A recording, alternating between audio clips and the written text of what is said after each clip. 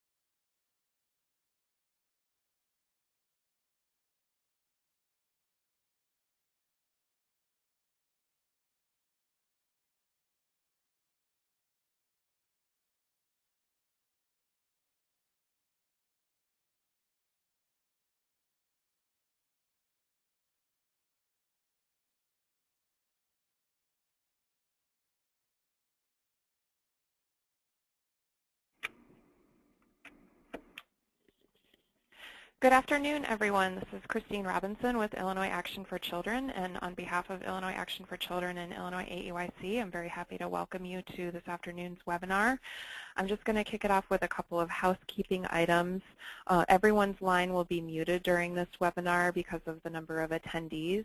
We will be taking questions following the presentation, and you can use the chat box on the right-hand side of your control panel to submit questions to the organizers and panelists. We'll be handling those at the end of the presentation.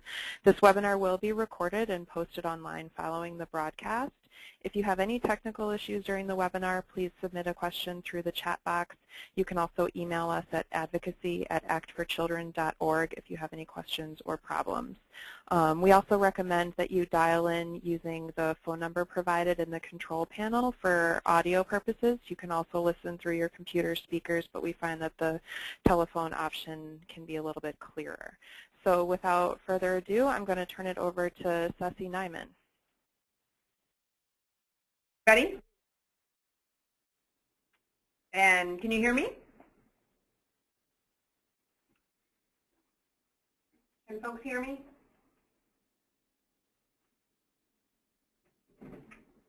Okay, I got the thumbs up. So welcome, everybody. My name is Ceci Nyman. I'm the Vice President for Policy here at Illinois Action for Children, and we are happy to bring you this webinar today, just hot off the presses in terms of the President's budget address earlier this week, and we are partnering with Illinois AEYC as well as NAEYC, and our friend Adele Robinson is on the phone with us. So just really briefly, this is an exciting time in Illinois and an exciting time in terms of our federal policy work. There is a huge interest and lots of research that's been a long time coming in terms of really supporting why we as a country and as a state need to invest in a strong early childhood program that impacts all children. And so we're excited by the President's leadership.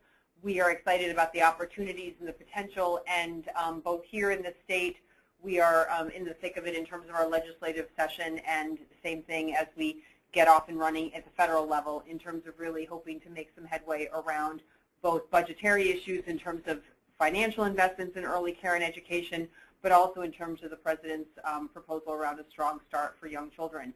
So Lori, I'm going to turn it over to you in terms of a co-welcome, and then we are so thrilled to have Adele Robinson with us. She is the Deputy Executive Director for Policy and Urban Affairs at NAEYC in Washington. She's a longtime friend, but as importantly, she is a diehard and savvy advocate in Washington on behalf of young children, and so we are thrilled to have her expertise on the phone with us today to really bring us up to date and make sure that we all know our marching orders as it relates to our federal policy agenda. So, Lori?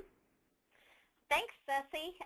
My name is Lori Rhodes, and I'm president of Illinois AEYC, and we're excited that many of our members are joining us today. And those of you who are not members, it certainly encourage you to visit our website at illinoisaeyc.org to find out how you can associate with our group at the local, state, and national level. We're so excited to have Adele here. Your membership dollars help support our mission of our professional organization to advocate for the rights, needs, and well-being of young children throughout Illinois and nationally as well. We also educate and support and collaborate with individuals and organizations such as Illinois Action for Children, who are working in direct or indirect care service to young children. Here in Illinois, we are so proud to be a part of a really strong coalition of early childhood groups that also work towards this goal, because together we know that we can do great things for children and families in Illinois. So today we're also excited to be partnering with Illinois Action for Children to bring you this webinar, and thank you for taking time out of your busy days.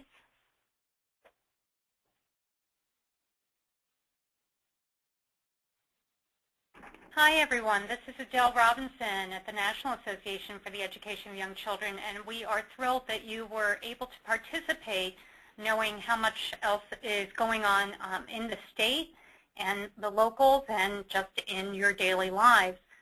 I'm going to talk a bit about the federal landscape and then want to really leave time for question and answers. So the first is really to say, why does it matter? Because sometimes Washington, D.C. can seem very far away. Well, in fact, in terms of early childhood education, Washington, D.C. is really, if not the center point for much of what can happen or doesn't happen in early childhood. It's about 75% of the public funding. If I did a pie chart for you, about 60% of the funds flowing into birth to 5 early childhood education would be what parents pay, and the remainder would be public funds.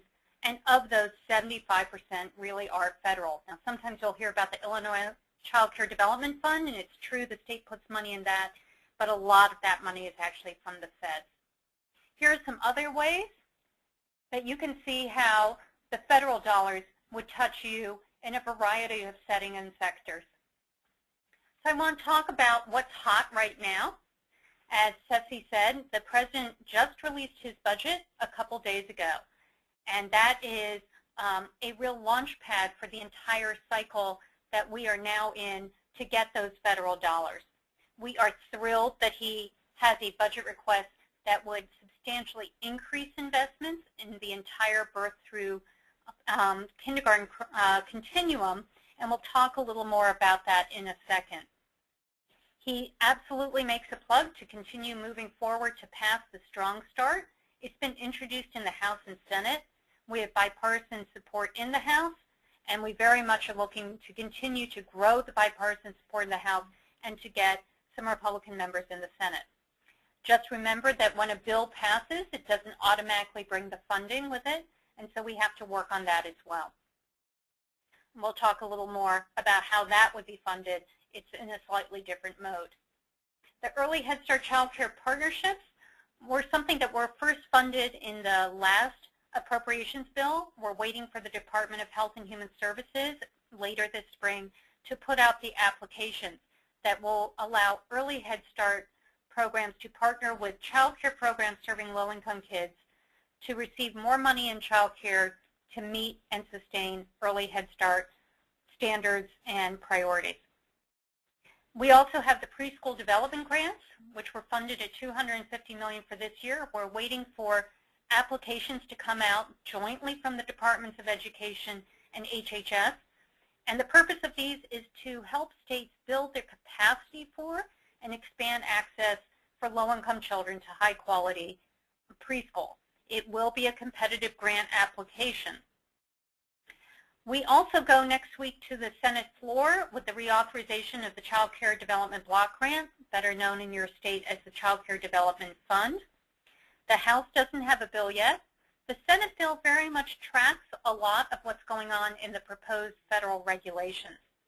As you probably know, we haven't actually changed the CCDF law since 1996, and it's well overdue to catch up what we know about quality and what you in the state know about better system subsidy work. So let's go talk a little more about the Child Care Development Block Grant. As I said, it's very similar to the proposed federal regulations. There's a strong focus on licensing visits, annual licensing visits, criminal background checks, a very strong focus on health and safety.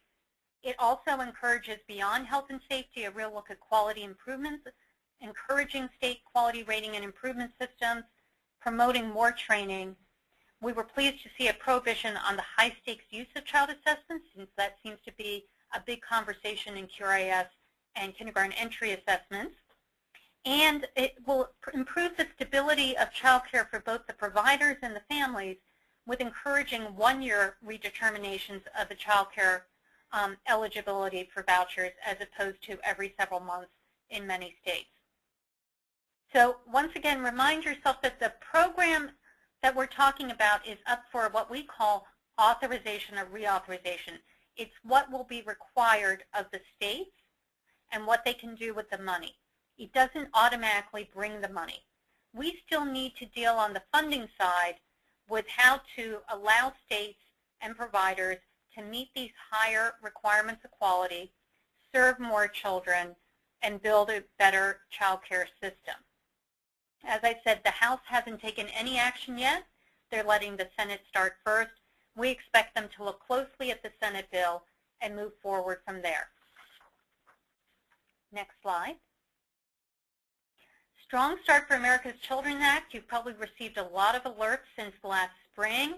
Thank you to many of you who have sent in pictures to the President or participated in many of our alerts. You have made a tremendous difference about pushing forward the importance of early childhood and gaining national and congressional attention. The Strong Start legislation is best known for the pre-K portion, but it actually has three components. It would extend and expand the voluntary home visiting. It would fund the Early Head Start Child Care Partnership grants and authorize them into law. And then it would move forward a new grant program that builds on what states like Illinois are already doing for high-quality pre-K for more children under 200% of poverty. Next slide. Home visiting is really in a critical stage right now. Unlike the other programs, if we don't reauthorize and fund it by September 30th, which is the end of this current fiscal year, it will disappear.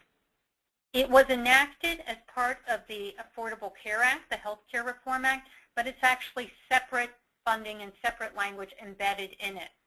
Unlike the Affordable Care Act, which keeps on going, as I said, this needs real action by your members of the House and Senate now to keep it going. Unlike, say, Head Start, this is mandatory funding. It's not appropriations.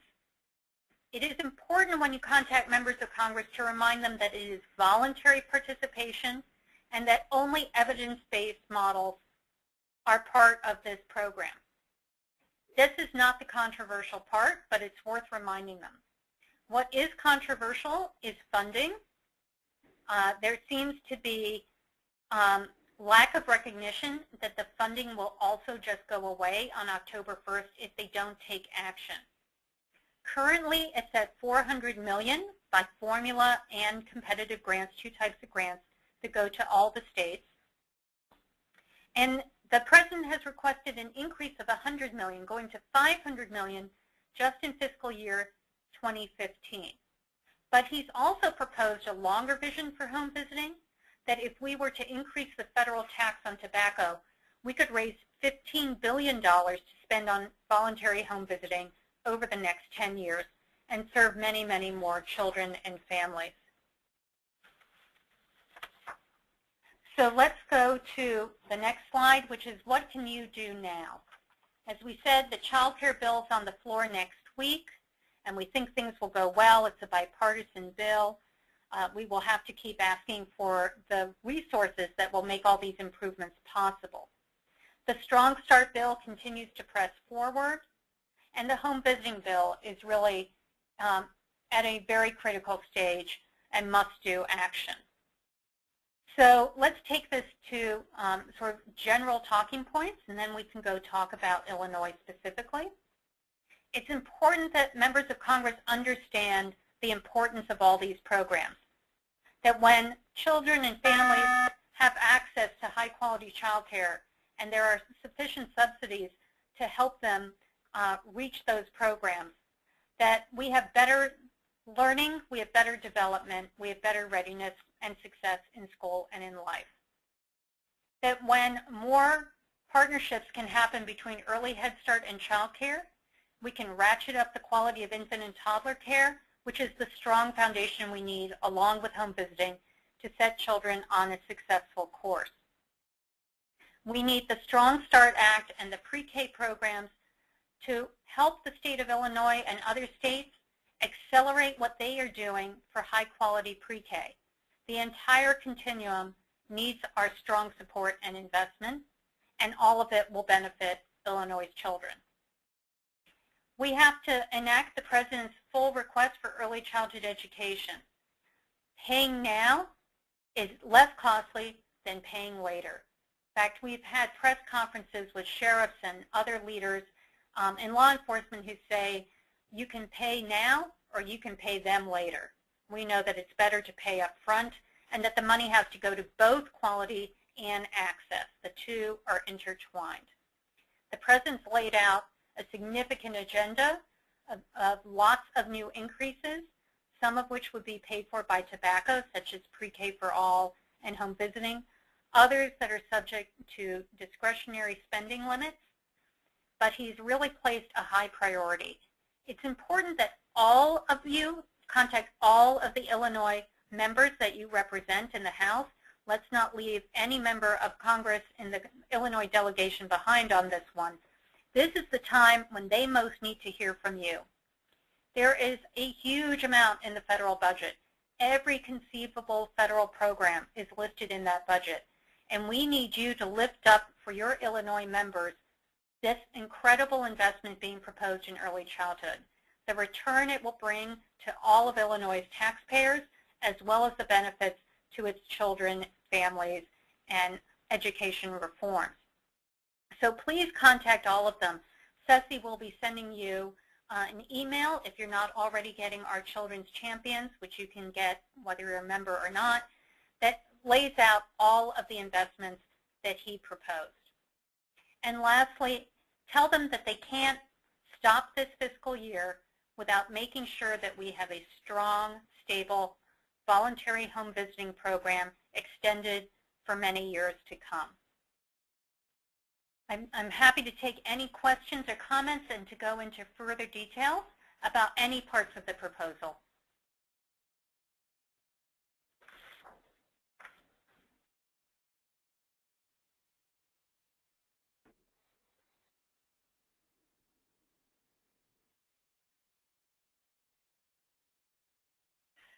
Thank you, Adele. At this time, if there are any questions, we're asking participants to please use the chat box. You can find it on the right-hand side on your control panel towards the bottom. There's a box where you can type questions in that the organizers and panelists will be able to see. So far, I don't think we have any questions in, but I'm sure you have many. So please take a few moments to submit some questions.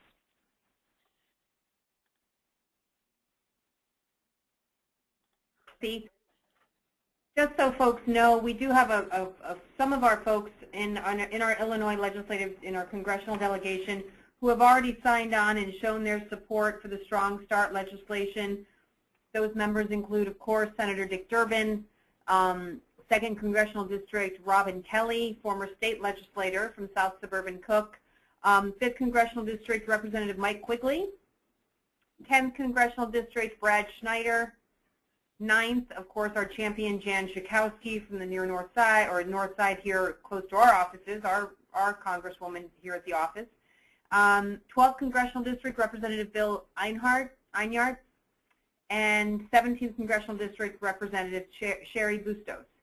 So we do have some folks, but there's lots more out there who have not signed on. Our other state senators, Senator Kirk, definitely needs to pressure. So if we have some North Shore folks on the phone, we'd love for you to set up a meeting and do that with Illinois Action for Children or NACI, or Illinois AUIC, to really get that statewide membership power and support behind you. But we really do need to exert some pressure on him as our 2nd state senator. And then your local congressperson, you can go on their website and find their contact information, or of course always either contact us or Illinois AUIC. We'd love to partner with you on that advocacy work. We are, I should also say, in coalition with NACI, with the National Women's Law Center, with the Center for Law and Social Policy, and with the First 5 Years Fund, the really national champions and advocates that we look to for guidance and leadership on federal policy issues. We are in constant conversation with them to make sure that we're supportive of the national advocacy work, that we can provide and create the pressure points here on the field in the districts when the timing is right, and we really look to Adele and her partners in Washington to tell us with that. And so we pass that information on to you through our alerts, through our activities. Adele mentioned the stories that we've all sent. That's definitely part of the national strategy. So know that when we're doing that here in Illinois, most other states are also doing that same to really create a nationwide strategy and advocacy campaign around making sure that we move this legislation forward and we get the funding to support it. So our work is aligned. We at Illinois Action for Children don't have staff in Washington, but we really do look to the folks like Adele and others to really give us our marching orders, and then in turn we serve as your closest link to that work as well. So that being said, hopefully we have a couple of questions. We have not received any questions, so hopefully folks aren't having trouble. I also don't see any emails in our advocacy inbox. But I do want to let people know once again that we are recording this webinar, and we'll share the recording and the slides once we complete the broadcast. If you think of anything after we've concluded, you can always contact a member of Illinois Action for Children, and either we can answer your question directly or put you in the hands of someone who can. So why don't I just repeat one of the list of actions we're looking for now? Sure, that'd be great. Just to be a little clearer. The first action is to contact your member of Congress, the House, and then the Senate, Durbin and Kirk, and make sure that they too support on their side, both sides of the aisle, this incredible proposed investment in early childhood.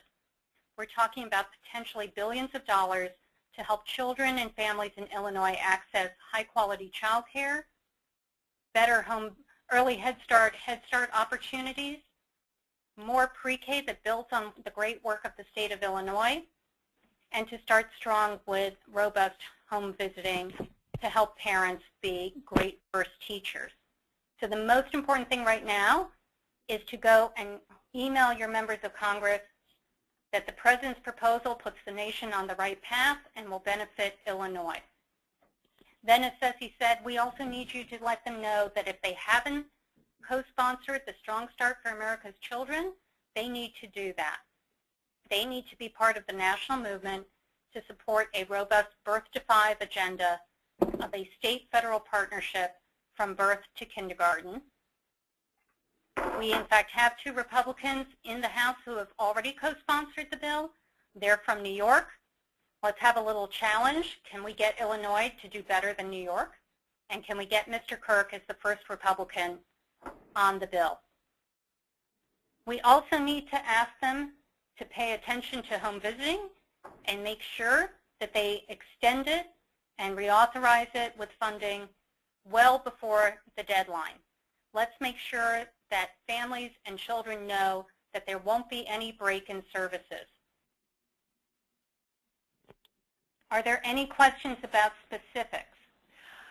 Or Thanks, other Adele. I like do see a couple of questions now that have come in, so I think why don't I read these questions, and then either you or Ceci or Lori can respond. One specific about the use of federal dollars. The question is, will any of the funding be available for capital development of new child care sites? The Strong Start legislation doesn't allow money for facilities in it, nor do the preschool development grants. Head Start always has been allowed to use some money on renovating and remodeling facilities.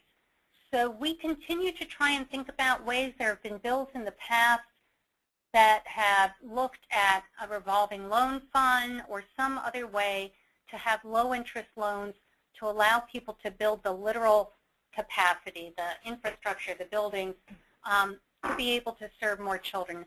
But that typically is not what Congress does. It doesn't do bricks and mortars in the realm of education. Thank you. Another question around the quality rating systems. Could you please elaborate on how quality rating systems would be encouraged as part of the CCDBG bill? I think the federal government is catching up to many states, including yours, that the quality set-aside can be used to create these pathways of quality, and we would say at NAYC leading to our national accreditation standards as the hallmarks of quality, at least for centers and schools. And so they're much more explicit about the ability to do that and encouraging the use of that both for quality improvement and financial incentives that go up the scale to better support the cost of higher quality. It is not a mandate, however. Great. And one clarifying question about when we talk about home visiting in the federal proposal, we're talking about the federal home visiting, the McPhee funds, as opposed to in Illinois we have home visiting dollars through Prevention Initiative. This is about federal home visiting. Yeah, this is what's known as the McPhee program, and so it's federal dollars that come to your state. And while Illinois has given some of its own dollars toward a similar or same function, imagine if you had to then fill the gap of what the federal dollars have been bringing you all of a sudden. You know, it's not likely that many state legislatures are going to be able to fill that gap, and the federal commitment should keep going. Again, we're talking about state-federal partnerships in many, many ways, be it pre-K, be it home visiting, be it child care. We work together, and when the federal government pulls out, it's not as if states are going to go rushing in to fill the gap. You, in fact, may be done with your legislative session by the time the clock runs out. So it's important that they hear early that we can't go backwards on our commitment, and that includes the federal commitment. Great. A question around Early Head Start. The participant submitted, her organization submitted an application for Early Head Start a few years ago, and during a follow-up call they were told there were no new funds and new applications weren't being considered, but she's asking, should they reapply now? Are there new opportunities, or perhaps is this something that the Early Head Start child care partnerships might come into play? I would definitely look for, in a couple months, maybe even less, the notice of these Early Head Start child care partnerships. There's $500 million that will be part of that grant round. It is through Early Head Start grantees. It is through the normal Early Head Start process over in the Office of Head Start. The children have to be eligible for Head Start, and the programs are going to be helped to meet the Early Head Start standards, the child care programs. There's preference for programs, the child care partner that is taking children on subsidy. Many of us have submitted comments because this is a different partnership than the pilots they had. This time the child care provider will also get funds. Office of Head Start often talks about how this will create that delta between the voucher amount and the full amount to get to quality that you get through Early Head Start. So I would stay tuned for that. There is $500 million on the table. The President has proposed a significant increase for the coming year, but there is an opportunity coming this spring. Great. There are a couple more questions in the chat box. I don't know, Adele, if you have a couple more minutes to hang on. Absolutely. Okay. There's some specific questions. Actually, this might be a better one for Ceci to respond to around how these federal initiatives and federal dollars tie into some Illinois-specific programs, specifically the Accelerate, Circles of Quality, and the Preschool for All program. So, Ceci, I don't know if you want to say anything about collaboration between the state and federal initiatives. Yeah. So all of our dollars in Illinois originate from the federal funds. I mean, I think Adele made a really good point at the very beginning in terms of why we at the state level need to be really cognizant and aware of what's happening at the federal level and to be just as strong advocates on that federal policy as we are at the statewide level. In Illinois, we do a good job of matching federal dollars. We don't ever leave dollars sitting on the table in Washington as it relates to our child care program. But really, this is a program in Illinois. Our child care assistance program through the Department of Human Services is absolutely dependent on overall the money that we pull down from Washington in terms of the child care and development block grant. So at least 50% of our dollars here in the state, and we have about a $900 million budget for our child care program. more than half of that is direct dollars from the federal government.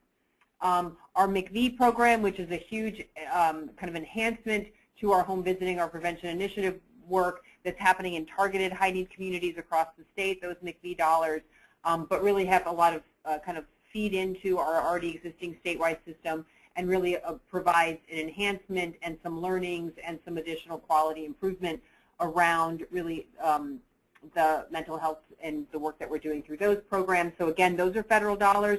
There's very clear and specific requirements on those federal dollars that we in Illinois, the assumption is that we're not going to cut the state investments that we have because we're getting these federal dollars, so it really is an added benefit, and we really want to see a continuation of those dollars and an expansion. We have much, much more need than we're able to address in Illinois through McV, and so we'd love to see a continuation and expansion of those dollars.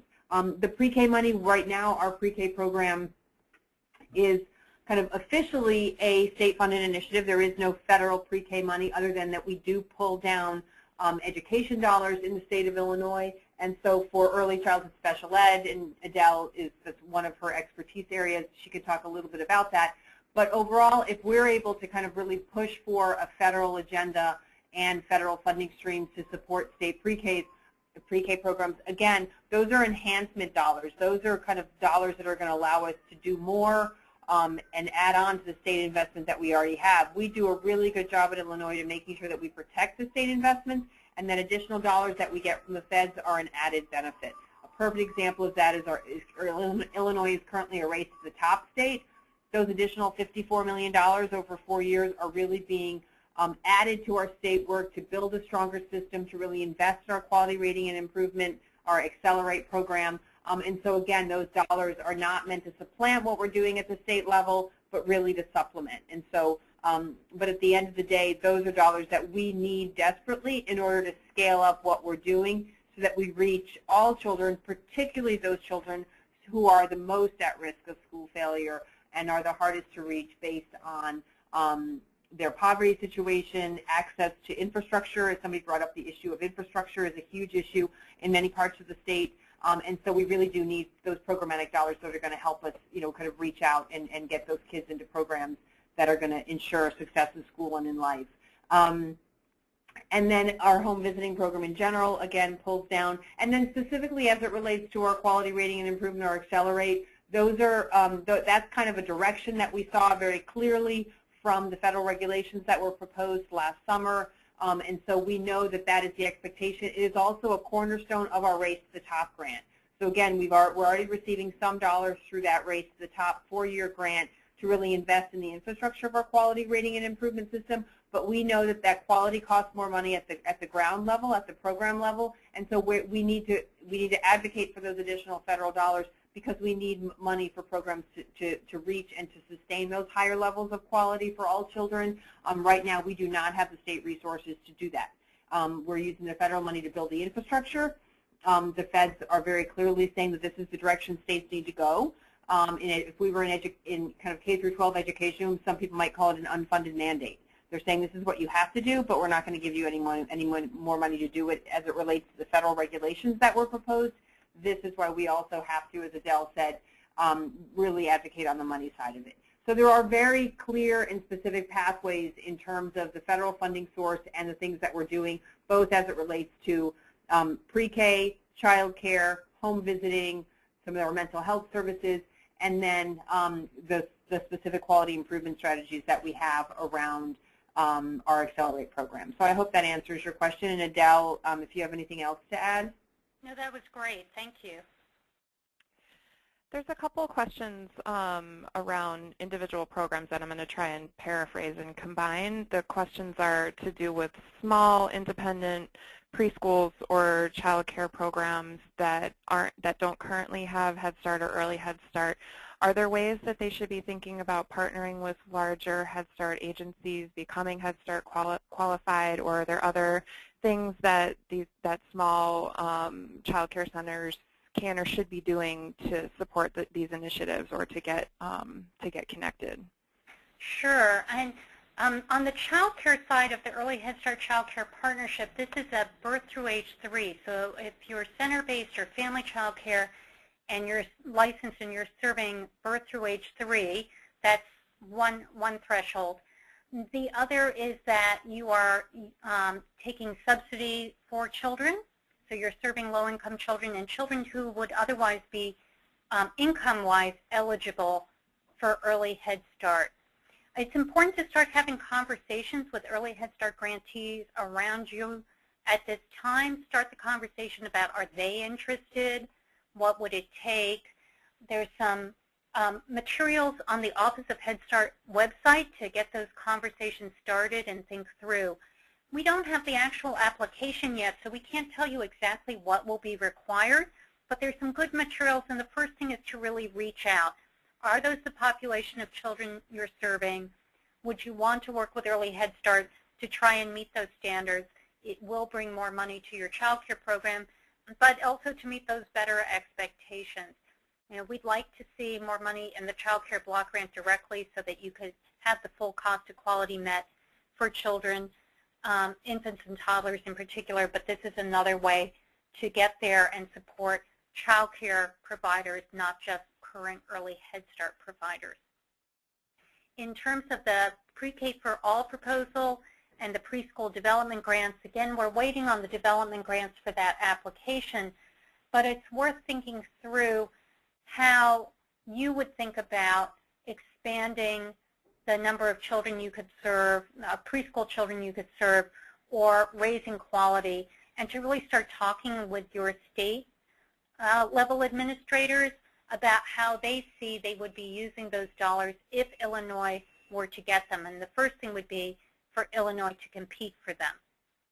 So when that application comes out, it'll be important to have your state in the game, and then to be talking to your state officials about making sure that you maintain that mixed delivery system in Illinois and that many of you stand ready to be part of that expansion. Thank you. There's a few questions that were submitted probably before Ceci ran down the list asking for a list of congressional supporters, so we'll be sure to include a link to an updated list of co-sponsors for Illinois, but for everyone on the bill, so you all can check on that as it's updated. Right, and then just to reiterate also that that everybody needs to be contacted as it relates to the budget. So this list that we talked about was for the Strong Start legislation, but just so everybody is on the hit list. I shouldn't say that. Everybody's on our contact list in terms of we need to do outreach to the entire Illinois congressional delegation so that they know that this is something that's going to matter to Illinois families and that this is something that they need to support.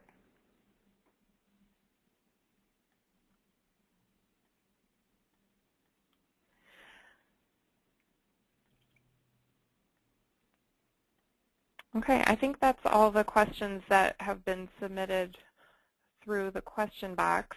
So last call, if there's another burning question that you want to submit, please go ahead and do so now. Otherwise, I think we'll start wrapping up. And I think one of the things that first I want to do is to thank Adele. This is it's always a busy time, but it's a particularly busy time after the President releases his budget for our national advocates. So thank you so much to Adele and to NACI and to our partners, Illinois AEYC, in terms of bringing their statewide membership and really aligning our advocacy efforts so that we create a stronger voice in Illinois for families. I also want to make sure that folks are, and we can send out this information as well, but you know, technology is our friend. I try and remember that every day when I yell at my computer. That you know, really using the resources that are available to us through the website. So NACI, naeyc.org, and what was it, Adele, /policy? Yes. That's the quickest way to get their policy statements and their updates in terms of information that's useful to us. We also partner with, of course, the National Women's Law Center. That's NWLC.org. And then, of course, our friends at the Center for Law and Social Policy, and that is clasp.org. Our website is, of course, actforchildren.org. And Illinois AEYC is, I think you said, Lori, ILAEYC? No, it's Illinois spelled out, AEYC. Sorry, Illinois spelled out, AEYC. .org as well. So, and again, we'll send out a link to that. You'll have all that information. But definitely, we're always trying to stay on top of things, but we are only so many people as well. So we really, try and encourage our membership and our statewide advocates to be proactive and to stay on top of the issues. They are changing pretty much every day once this stuff gets going. And so it's always important to know more than or know as much as we can. So definitely using the resources that are out there, and really, and we'll, we try and make the message clear in terms of for our congressional delegation, making the links between what happens in Illinois and the programs that they know their constituents use, and how is that connected to the federal funding source. And so if you need more additional resources around talking points around that, please do let us know. We're always happy to get more stuff out there about that. But other than that, I think that we are done. We are thrilled that so many people were able to join us today. This is an important time. It's an exciting time. And I'm glad our membership and the membership of AEYC is working together with our national advocates to really continue to work for a strong start for all of our children. So, Ceci and Linda, thank you. We really appreciate all the work that you are doing in Illinois and at the national level. We know that for many of you, this is on top of a very rigorous day job with children and families, and can't underscore enough how important you have been to building the momentum so that we can get to this place where early childhood is such a highlighted national issue on both sides of the aisle, across political ideologies, and here in Washington, D.C., we have some real opportunities, and we look forward to working together to make them come true. Great. Thanks, everybody. Have a great day.